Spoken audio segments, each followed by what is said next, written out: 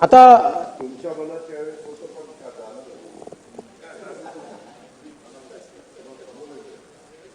जयंतरावने देखील आता जयंतराव तुम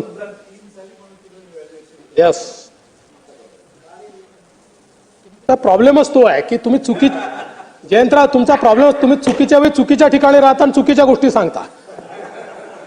योग्य गोष्टी योग्य लोकांसोबत योग्य वेळी सांगितल्या तर त्या कार्यान्वित होतात. हा तुम्ही दादांचं ऐकत नाही तुमचा प्रॉब्लेम आहे आणि माझंही ऐकत नाही प्रॉब्लेम आहे. तर जयंतराव सारख्या नेत्यांनी तरी राज्यात येणाऱ्या गुंतवणुकीवर शंका उपस्थित करू नये.